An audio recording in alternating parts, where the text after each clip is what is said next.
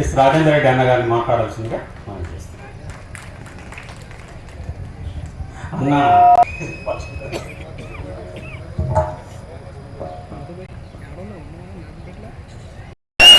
జై తెలంగాణ. ఇవాళటి నారాయణపేటలో నిర్వహించిన దీక్షా దివస్ కార్యక్రమానికి ముఖ్య అతిథిగా మరియు పర్యవేక్షకుడిగా వచ్చినటువంటి సోదరులు ఎమ్మెల్సీ కోటిరెడ్డి గారు, అలాగే నా సహచర అయినటువంటి సోదరులు చిట్టం రామ్మోహన్ రెడ్డి గారు, ఆ కాలంలో ఉమ్మడి పాలమూరు జిల్లా అధ్యక్షులైనటువంటి విఠలరావు ఆర్య గారు, మాజీ గ్రంథకులు, ఉద్యమకారులు, అలాగే పార్టీ సీనియర్ నాయకులు, వేదిక ముందు కూర్చున్నటువంటి మన టిఆర్ఎస్ పార్టీ కుటుంబ సభ్యులు, పత్రికా మిత్రులు, మీడియా మిత్రులు అందరికి కూడా పేరు పేరున నా యొక్క హృదయపూర్వక నమస్కారం. రాజకీయ మీటింగ్ ఏం కాదు, నేను రాజకీయాలు ఏం మాట్లాడదలుచుకోలే.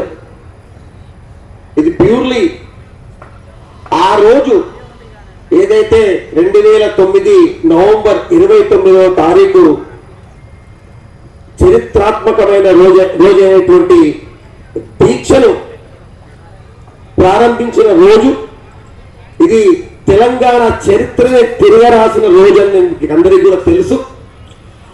ఆ రోజును మనము మళ్ళొక్కసారి స్మృతించుకోవడానికి ఇవాళ మనమందరం కూడా ఇక్కడ సమావేశమైన. అలాగే ఈరోజు మన ఉద్యమకారులు ఈ నారాయణపేట జిల్లాల ఎవరైతే ఉద్యమాలు చేసిందో వాళ్ళను కూడా ఇవాళ మనము గౌరవించుకునాలే, తెలంగాణ తల్లికి పుష్పాంజలి ఘటించాలి. అలాగే అమరవీరులకు తెలంగాణ సాధించే క్రమంలో ప్రాణాలు వదులుకున్న అమరవీరులకు శ్రద్ధాంజలి ఘటించాలి అని ఒక ఉద్దేశంతో ఇవాళ ఈ కార్యక్రమం ఏర్పాటు చేయడం జరిగింది. తెలంగాణ అంటేనే ఒక ఉద్యమాల గడ్డ.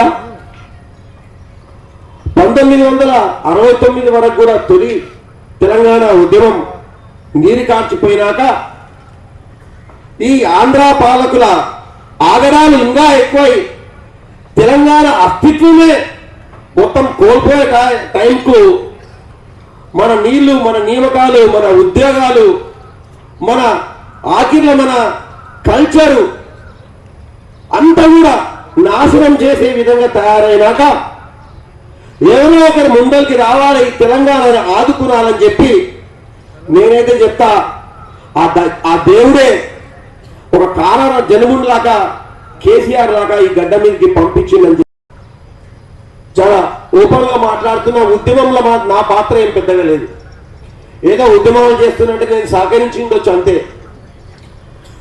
కూర్చొని కంప్యూటర్ వేసుకొని చూస్తే నిజంగా చెప్తున్నా నా గుండె బరువెక్కింది. అది ఒక్కసారి చూస్తే నేనెందుకు ఉద్యమంలో పాల్పంచుకోలేదు, నేను కూడా ఆ రోజు జై తెలంగాణ ఎందుకు జెండా పట్టుకోలేదని చెప్పి కళ్ళలో నీళ్ళు వచ్చినాయి. ఇవాళ అది మళ్ళొక్కసారి ఇంటుంటే, నేను చూడకుండా కూర్చొని ఇంటుంటే కూడా నా ఎంటికలు కూడా లేచి నిలబడ్డాయి. అంటే అది అంత తమాషైన కార్యక్రమం కాదు. సుదీర్ఘంగా 14 సంవత్సరాలు ఒక ఉద్యమానికి నాయకత్వం వహించి ఎన్నో ఆటుపోట్లకు ఎదిరించి ఎన్ని అవమానాలు ఆ టీవీలో వీడియోలో నేను చూసిన. రాజశేఖర రెడ్డి గారు ఎంత హేళనగా మాట్లాడుతున్నారు. 10 సీట్లు రాలేదా, 50 సీట్లు కాబట్టి 10 గెలవదా, ఈయనకి తెలంగాణ స్థానాన్ని అంటున్నాడు. ఎంత బాధ అనిపించిండొచ్చు ఆయనకి, ఎంత క్షోభ అనిపించిండొచ్చు. ఆ రోజు నీ గవర్నమెంట్ వద్దు, నీ పదవులు వద్దని చెప్పి ఏకకాలంలో రిజైన్ చేసి కాయిదా ఆయన ముఖం మీద పడేసి వచ్చింది.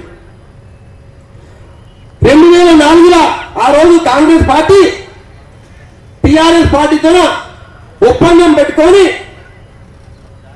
మేము గెలిస్తే సెంట్రల్లో తెలంగాణలో ఆంధ్రప్రదేశ్ గెలిస్తే గెలిచిన వెంబడే మేము తెలంగాణ ఏర్పాటు చేస్తామని చెప్పి ఆ రోజు తెలంగాణ సెంటిమెంట్ను వాడుకొని గెలిచిన తర్వాత ఏలనగా మాట్లాడిండ్రు. ఆ రోజు మోసం చేసిండ్రు. 2004 ఎలక్షన్ అయిన తర్వాతనే ఇస్తామని చెప్పి 2014 దాకా ఆ రోజు మీరు మోసం చేసేది కదా. ఆ రోజు మీరు 2004లో మీరు తెలంగాణ ఇచ్చింటే ఏదైతే 1200 పై చిలుకు విద్యార్థులు కావచ్చు, నిరుద్యోగులు కావచ్చు, ఉద్యోగులు కావచ్చు, తెలంగాణ ప్రజలు కావచ్చు చచ్చిపోయే వాళ్ళ అమ్మనాయనలకు గర్భశోభ ఉండేదా? ఒక్కసారి మీరు ఆలోచన చేయండి. ఇలా ఇప్పుడున్న ముఖ్యమంత్రి అంటాడు, రేవంత్ రెడ్డి గారు ఏమంటారంటే తెలంగాణ ఇచ్చిన తల్లి దేవతనంట ఈ సోనియా గాంధీ. ఆయన కాళ్ళు కడిగి నేను ఎట్లా వస్తున్నానంట. ఆయన స్టేట్మెంట్లు ఆయన నువ్వు నా పక్కకే కూర్చున్నావు కదా తెలుగుదేశంలో నేను కూడా ఉండి ఆ రోజు ఏమండి బిడ్డ, ఆ రోజు 2004లో ఇచ్చింటే ఈ తెలంగాణ ఇంతమంది 1262 మంది బలి కాకుండా కదా.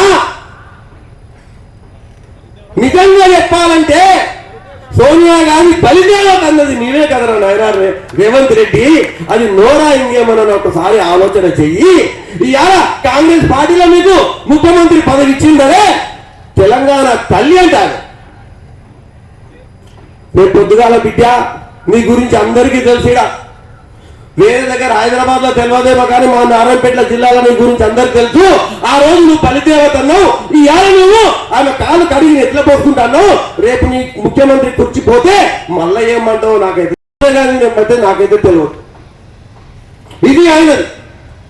ఇవాళ మీకు ఇవాళ ముఖ్యమంత్రి అయిన తెలంగాణకైతే అది కాంగ్రెస్ పార్టీ పెట్టిన భిక్ష కాదు. కేసీఆర్ సుదీర్ఘంగా పోరాడి తెలంగాణ తీసుకొచ్చినందుకే ఇవాళ నువ్వు తెలంగాణకు ముఖ్యమంత్రి కాగలిగిన ఒక్కసారి ఆలోచన చెయ్యి. నువ్వు ఎవరైనా కాళ్ళు కడిగి నెత్తిలో పోసుకోవాలనుకుంటే అది కేసీఆర్ కాళ్ళు కడిగి నెత్తిలో నువ్వు పోసుకోడు. లేకుంటే నీ జన్మల నువ్వు ముఖ్యమంత్రి అవుతుంటివా? ఎన్ని ఆటుపోట్లకు ఎదిరించిండు, ఎన్ని కష్టాలు పడ్డాడు. ఒక్కసారి ఆలోచించు. ఊర్లో మన ఇంట్లో 10 మంది ఉంటేనే ఒప్పించడానికే కష్టమవుతుంది మనకి ఏదైనా ఒక ప్రాబ్లం వస్తే. అటువంటిది కాశ్మీర్ నుంచి కన్యాకుమారి వరకు దాదాపు 36 పార్టీలను ఏకం చేసి అందరినీ ఒప్పించి తెలంగాణకు అనుకూలంగా లెటర్లు తీసుకొచ్చారు కదా. మీరు ఎన్ని పరీక్షలు పెట్టిర్రు. ముందు ఇస్తామన్నారు, తర్వాత లేదు ఏమైందా అని అడిగితే వేరే పార్టీలు ఒప్పుకుంటలేవు. మేమేం చేయాలి, మేము ఒకరం కాదు కదా. యూపీఏ ప్రభుత్వం అంటే ఆ ప్రభుత్వంలో ఎన్నో పార్టీలు ఉన్నాయి. వాళ్ళు ఒప్పుకుంటలేరంటే ఒక్కొక్క పార్టీ వాళ్ళ దగ్గరికి పోయి చేతులు పట్టుకున్నాడో, గదో పట్టుకున్నాడో, ఎట్లా మొప్పించిండో, ఎంత కష్టపడ్డాడో, ఎంత క్షోభపడ్డాడో, అన్నం తిన్నాడో తినలేదో, ఎన్ని రాత్రులు నిద్రపోలేదో ఒక్కొక్క పార్టీని అడుక్కొని వాళ్ళని ఒప్పించి మెప్పించి 36 మంది దగ్గర ఉత్తరాలు తీసుకొచ్చేది అంత ఈజీయా? ఇది తెలంగాణ కోసము కేసీఆర్ చేసే త్యాగం కాదా? ఇలా ఏ పార్టీ అని ఉండొచ్చు, కానీ తెలంగాణ తీసుకురావడం అంతా ఆయన పాత్ర ఎటువంటిది అనేది ఒకసారి మనం గుర్తుపెట్టుకోవాలి. 36 మంది పార్టీల దగ్గర లెటర్లు తీసుకొచ్చి, అయ్యా ఇంకో ఇది తీసుకో, ఈ లెటర్లు ఇది బాగానే ఉన్నాయి కానీ అన్ని పార్టీలు లెటర్లు ఇచ్చినాయి కానీ ఒక పని చేద్దాము, తెలంగాణ ఇవ్వాలా ఇవ్వద్దా అలా ప్రజల అభిప్రాయ సేకరణ చేయాలి అని చెప్పి ప్రణబ్ ముఖర్జీ కమిటీని ఒకటి పెట్టి, అంతా అయినాక శ్రీకృష్ణ కమిటీ అని ఒకటి పెట్టి దాంట్లో 8వ అధ్యాయం అని ఒకటి చేర్చి తెలంగాణ ఇస్తే ఇంతకు ముందే మన సీను చెప్తుండే ఇది నక్సలైట్ రాజ్యం అవుతుంది, Telangana state is not feasible అని రాపించి తాత్పర్యం చేసింది మీరు కాదా? ఈ కాంగ్రెస్ పార్టీ కాదా? మీ యూపీఏ ప్రభుత్వం కాదా? మీరు ఆ రోజు 2004లో ఇస్తని చెప్పి ఏదైతే ఒప్పుకొని ఇవ్వకుండా మోసం చేసి ఎన్నిసార్లు ఇదే కేసీఆర్ రిజిగ్నేషన్ చేసి మళ్ళా గెలిచి మళ్ళా ఢిల్లీకి పోయి అయ్యా చూడండి నేను ఓడగొడతానని చెప్పిను, ఇన్ని లక్షల మెజారిటీతో గెలిచిన తెలంగాణ ప్రజలకు తెలంగాణ కావాలని చెప్పి ఇన్ని మాటలు ఒప్పించింది. అయినా కూడా మీరు వినకుండా ఎన్నో మోసాలు ఎన్నో సార్లు మీరు అవమానాలకు గురి చేస్తే ఎన్ని మాట్లాడినారు మీటింగుల్లో, అసెంబ్లీలో ఎన్ని మాట్లాడినారు, చీకొట్టిండ్రు. అరే అమ్మాయి అయిపోయి కేసీఆర్ దుగ్నం బందే, ఆ తెలంగాణ వచ్చేది లేదు చేసేది లేదు. అటువంటి టైంలో మొత్తం యావత్ తెలంగాణ ప్రజానికాన్ని కదిలించి దాంట్లో చాలా మంది పాత్రలు ఉన్నాయి. కళాకారులు ఉన్నారు, విద్యావంతులు ఉన్నారు, ఉద్యోగస్తులు ఉన్నారు, విద్యార్థులు ఉన్నారు, యూనివర్సిటీ విద్యార్థులు ఉన్నారు, ఎంతో కవులు ఉన్నారు, కళాకారులు ఉన్నారు. పాటలతో ధూమ్ ధామ్ అని చెప్పి ఎన్నో చేసి మొత్తం తెలంగాణ మొత్తాన్ని ఏకం చేసేది అంత ఆషామాషి పనేనా? ఎంత కష్టపడి ఉండొచ్చు. అంత కష్టపడిన మనిషిని ఇవాళ హేళనగా మాట్లాడతారా? ఇంత కష్టపడి మన తెలంగాణను సాధించిన వ్యక్తిని కేసీఆర్ మొక్క అనేది మళ్ళా మొలవకుండా చేస్తానంటాడా? ఇదేనా నీకున్న దేవుడిచ్చిన యజ్ఞత? ఇదేనా నువ్వు ఆ కుర్చీల కూర్చొని మాట్లాడాల్సిన మాట? ఇంతకు నువ్వు ఆ కుర్చీలో కూర్చోవడానికి అర్హత ఉందా? ఒక్కసారి మీరు ఆలోచన చేయండి. తెలంగాణను తీసుకొచ్చిన వ్యక్తిని నానా మాటలని అగౌరవపరుస్తావా? నువ్వు అగౌరవపరిస్తే ఆయన పేరు చరిత్రలోకి వెళ్ళిపోతుందా? రేవంత్ రెడ్డి గారు ఒకటి గుర్తు పెట్టుకోండి, తెలంగాణ అనే పదము, తెలంగాణ అనే ఒక శబ్దం ఏదైతే ఉందో ఆ శబ్దం ఉన్నంత వరకు, ఆ పదం ఉన్నంత వరకు కేసీఆర్ పేరు ఉంటుంది. కేసీఆర్ తెలంగాణ అస్తిత్వమే కేసీఆర్. తెలంగాణ రాష్ట్రాన్ని తీసుకొచ్చింది కేసీఆర్. అవునా కాదా? మీరు ఒక్కసారి ఆలోచన చేయండి. ఇదంతా చరిత్ర తెలుసుకోకుండా నోటికి వచ్చినట్లు మాట్లాడితే అది నీకు గౌరవం కాదు. ఒక తెలంగాణ ముఖ్యమంత్రిగా ఆ తెలంగాణ ముఖ్యమంత్రి స్థాయిని నువ్వు దిగజారుస్తున్నావు, తెలంగాణ స్థాయిని నువ్వు బదార్న పెడుతున్నావు అనేది ఒకసారి మీరు ఆలోచన చేసుకున్నాను.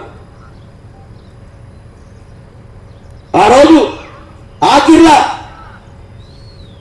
నవంబర్ 29, 2009 రోజు ఇది ఇట్లయితే కాదు, వీళ్ళు వినరు, వీళ్ళని మెడలంచి తేవాలని చెప్పి ఆ రోజు అయ్యా ఇవాళ నేను నిరాహార దీక్ష కూర్చుంటున్నా, ఆమరణ నిరాహార దీక్ష కూర్చుంటున్నా, కేసీఆర్ సచ్చుడో తెలంగాణ వచ్చుడో అని చెప్పి ఆ రోజు ధైర్యంగా నిరాహార దీక్షకు కూర్చుని మీరందరూ కలిసి వేల మంది పోలీసులను పంపించి వారిని అరెస్ట్ చేసి తీసుకుపోయి ఖమ్మం జైల్లో పెట్టినా కూడా జైల్లో కూడా నిరాహార దీక్ష చేసి 11 రోజులు నిద్రాహారాలు అన్నం విడిచిపెట్టి కూర్చున్నాడు కదా. ఇంకా అయిపోతాడు, కేసీఆర్ చనిపోతాడేమో అనే వార్త ఢిల్లీ పెద్దలకు చేరితే అయ్యా ఆయనకేమన్నా అయితే మొత్తం తెలంగాణ అగ్నిగుండం అయిపోతుంది అని ఒక భయానికి ఆ రోజు మీరు పార్లమెంట్ లో చిదంబరం ద్వారా మీరు మైక్ లో చెప్పించిండ్రు, కేసీఆర్ గారు మీరు నిరాహార దీక్ష ఉపసంహరించుకోండి, మీకు తెలంగాణ ఇష్టము అని ఆ రోజు డిసెంబర్ 9వ తారీఖు రోజు మీరు ప్రకటించారు. ముత్తగియలే అంతమందిని సచ్చినాక తెలంగాణ మన రథసారథి తెలంగాణ సాధించిన వ్యక్తి కేసీఆర్ గారు సాగు నోట్ల తల పెట్టినాక ఒక భయపడి ఆ రోజు మీరు తెలంగాణ ఇవ్వడం జరిగింది. పోనీ 2009 డిసెంబర్ 9 తారీఖు నాడు మీరు అనౌన్స్ చేసిన తెలంగాణ మళ్ళీ 2014 వరకు ఎన్నెన్ని నాటకాలు ఆడిండ్రు, ఎన్నెన్ని కమిటీలు వేసిండ్రు, ఎన్నెన్ని నాటకాలు ఆడిండ్రు ఒక్కసారి మీరు ఆలోచన చేయండి. అప్పుడే కదా సకల జనుల సమ్మె, ఆర్టీసీ ఉద్యోగుల సమ్మె, రోడ్ల మీద వంట మార్పులు, రైలు రోకోలు, మిలియన్ మార్పులు, సాగర హారాలు, ఏ స్కూల్ పైన స్కూల్ బంధు, కాలేజీలు బంధు, విద్యార్థులు రోడ్డు మీద దాదాపు 4.5 సంవత్సరాలు ఆ ప్రభుత్వాన్ని గడగడలాడించి ప్రభుత్వాన్ని నడపనీయకుండా ఆపింది కదా. ఒకసారి ఆలోచన చేయండి. 2009 నుంచి 2014 వరకు నా స్కూలు నడవలే, నా ఆఫీసులు నడవలే, రైలు ఎప్పుడు బంద్ అవుతుందేనో, బస్సులు ఎప్పుడు బంద్ అవుతుందేనో, అసెంబ్లీ అయితే నడవనీయలేదు. మీరు చూసి హరీష్ రావు వాళ్ళు ఎట్లా పోరాడుతుంది, ఉన్న కొంతమంది కూడా అసలు నడవనీయకుండా ప్రతి దగ్గర అడ్డం వేసి ఇక ఇది కాదురా నాయనా అన్నాక మీరు 2014లో 2013-14 మీరు ఇంత అనౌన్స్ చేసేది కదా. మళ్ళీ ఇంత చరిత్ర ఉన్న కేసీఆర్ గారి చరిత్రలో లేకుండా చేస్తా అంటావు, నీకు నోరెట్లు వస్తుందయ్యా?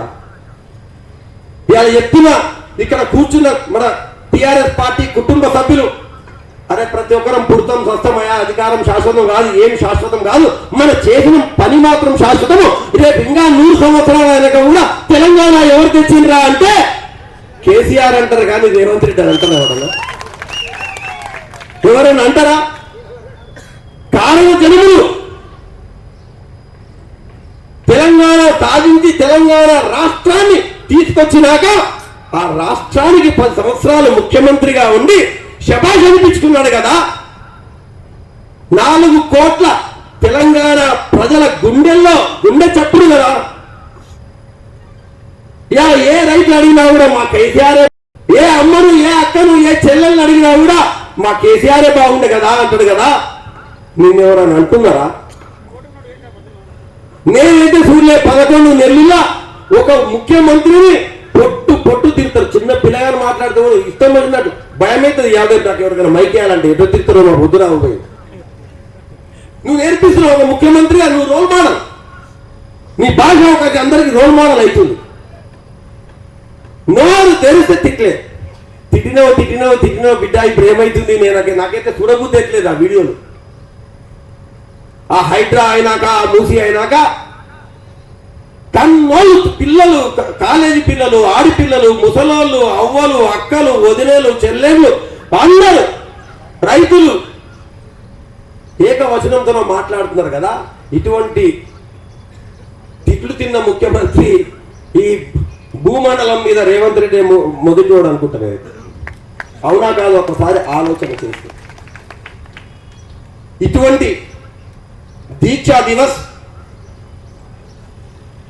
మనం ఎల్లప్పుడూ కూడా గుర్తుపెట్టుకోవాలి. ఆ స్ఫూర్తి మనలో ఉండాలి. తెలంగాణ అనే పదాన్ని మనం గౌరవించాలి.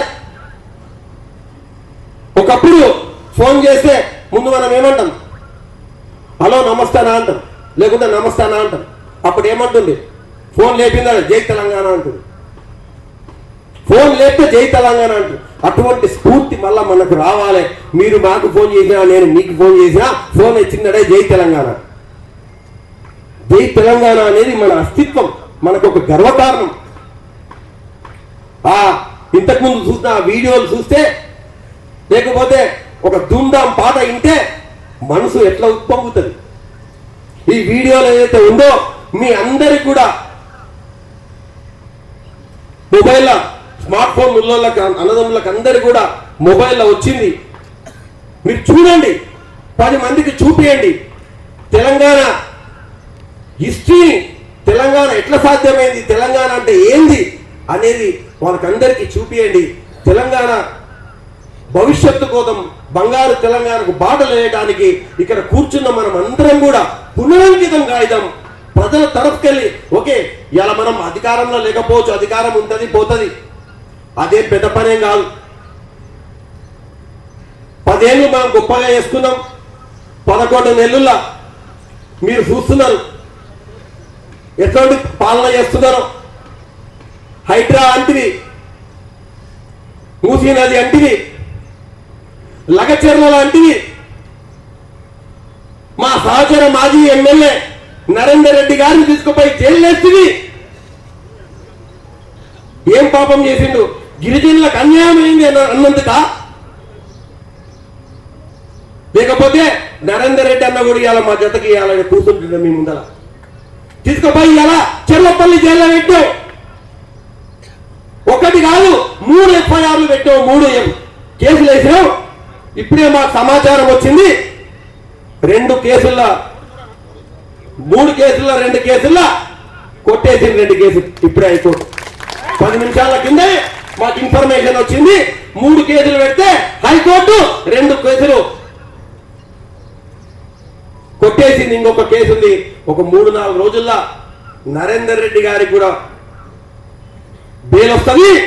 ఇవాళ ఈ వేదిక ద్వారా నేను చెప్తున్నా, లగచెర్ల ఎవరైతే మా గిరిజన సోదరులు బాధపడ్డారో ఇబ్బంది పెట్టారో వాళ్ళకు మేము సాంఘీభావం తెలుపుతూ ఒక 6 నుంచి 7 వేల మంది మన గిరిజన సోదరులు సోదరులతో ఇదే నారాయణపేట గడ్డ మీద పెద్ద ధర్నా నేను చేపడతా అని చెప్తున్నా.